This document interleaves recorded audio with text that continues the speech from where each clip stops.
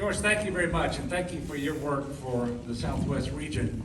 And, you know, I was a little nervous when he asked you to sit down and not eat so that I could speak. I didn't think he would clap for me. I think he said, you know, it's time for him to wrap this up. I am going to be brief, however. I have to be. We had to add a stop in just a little bit at the funeral of a sheriff's deputy who was shot here back in 2016. And then he died just a few days ago. And so I will be heading out shortly. But I do come, and by the way, I ask you to pray for Nick Touyer's family. They have been through an ordeal that no family should ever have to go through. I want to start by acknowledging what we all know. Southwest Louisiana has been absolutely through the ringer in the last couple of years. So we're less than a month from hurricane season.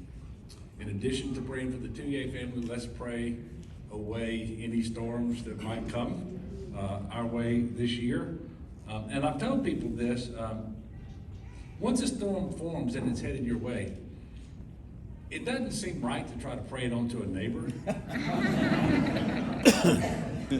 I do that, however, I do ask that it goes somewhere else, and I ask for forgiveness at the same time.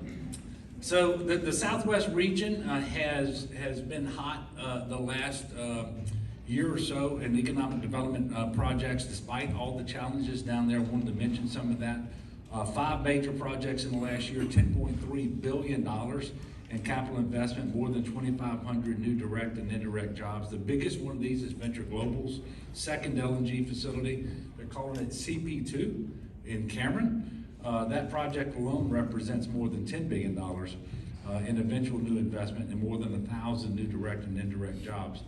We're one of a half dozen clean energy projects, and I'm going to say clean energy because we know that natural gas burns cleaner than coal, but I also know how important it is as a commodity worldwide, and we're seeing Russia's influence diminish because people are finally saying no to Russian gas. Well, they're going to have to get their gas somewhere.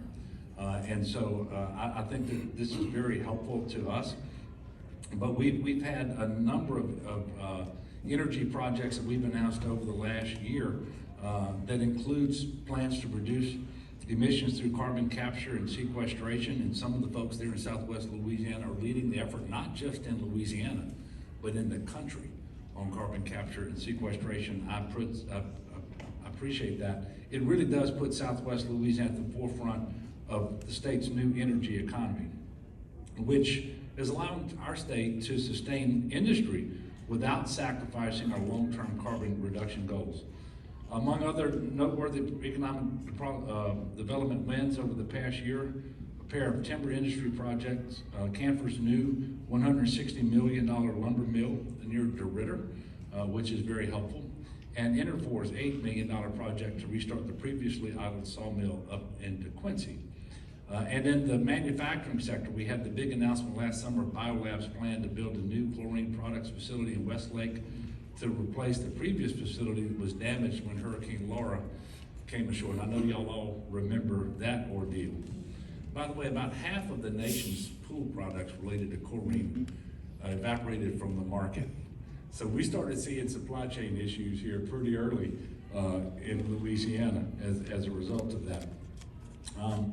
Speaking of Hurricane Laura recovery, as well as Delta, you all know that I'm supporting a number of bills related to insurance reform. I will never forget, about 7 or 8 months after Hurricane Laura came ashore, I had a meeting with the board of directors of the Southwest Chamber.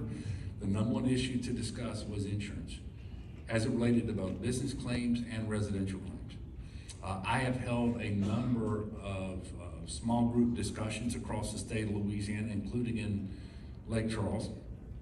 And I've had, not once or twice, but many times, grown men and women cry about the situation that they are in, having sustained so much damage to their home, having filed a claim, and then having an unresponsive insurance company when it came to paying the claim and so forth.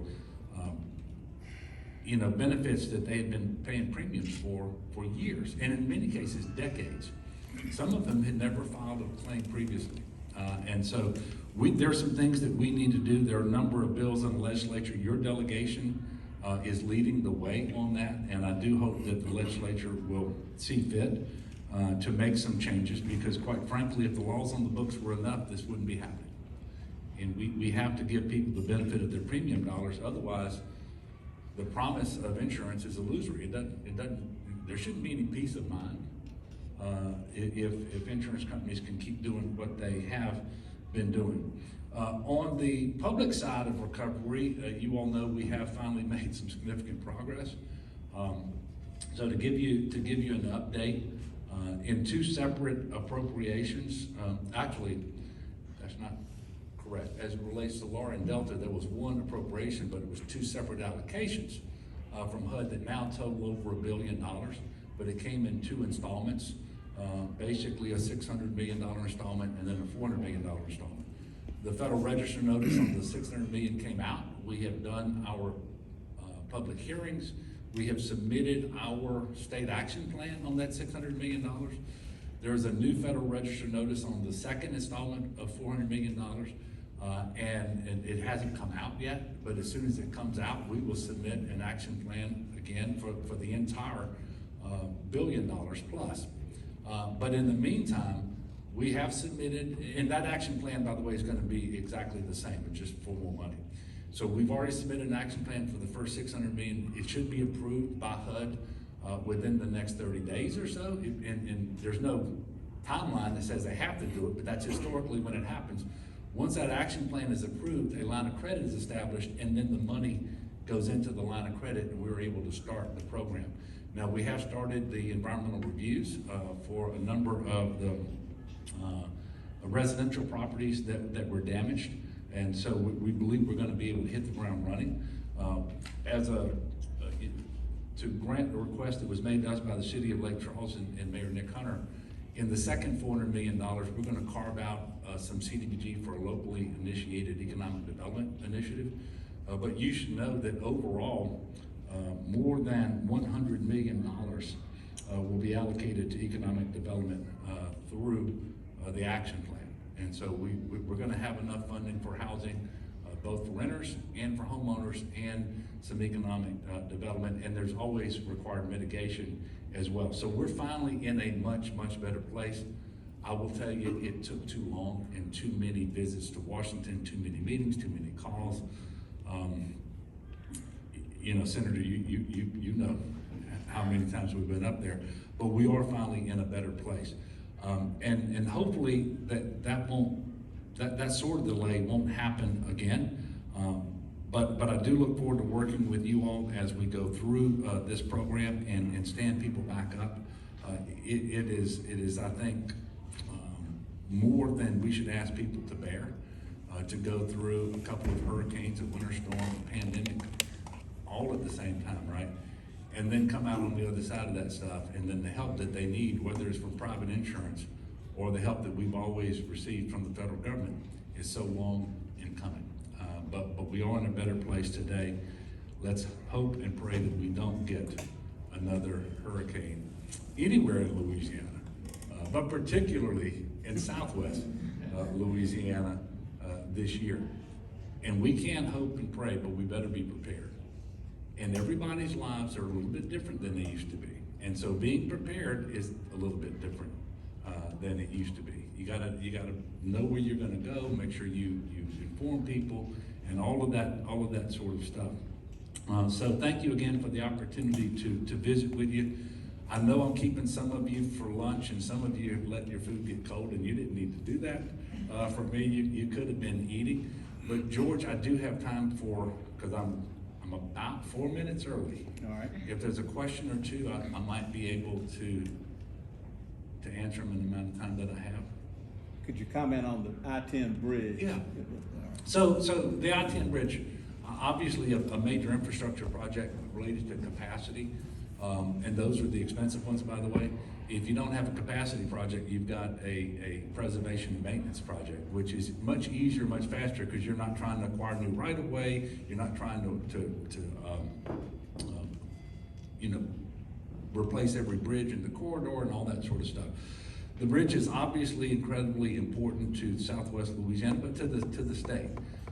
And we believe that we could have a record of decision by the end of this year.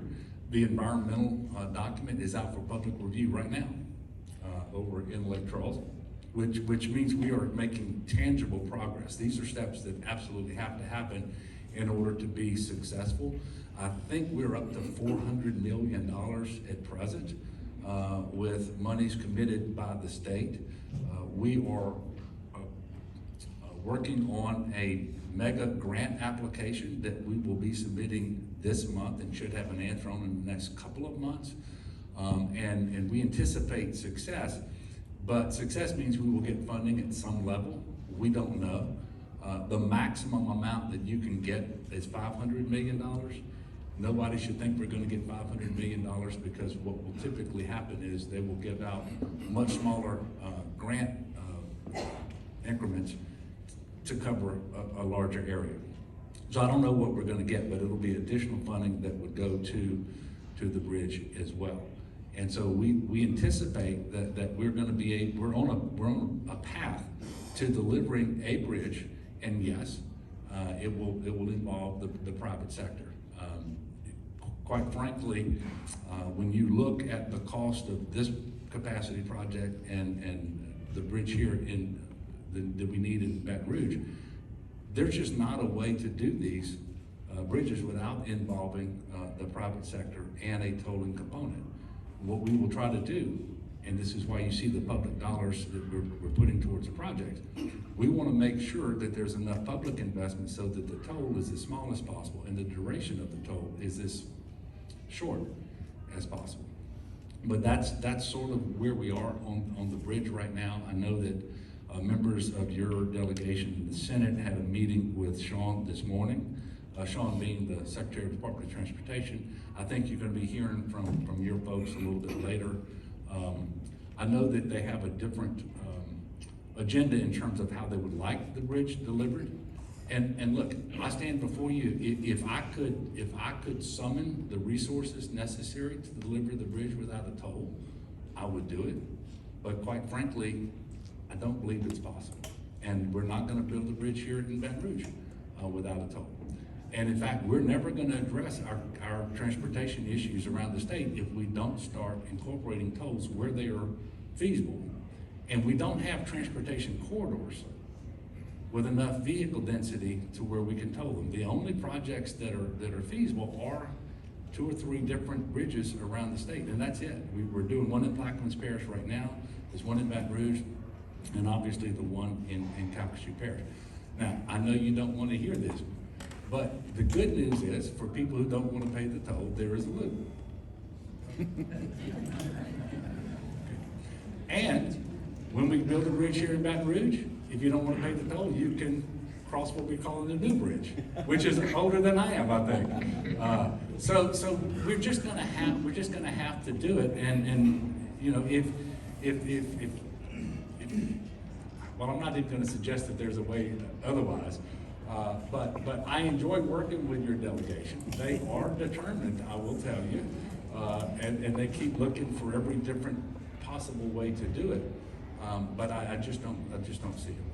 So I don't know if that answered what you were asking me to get. Yes, sir.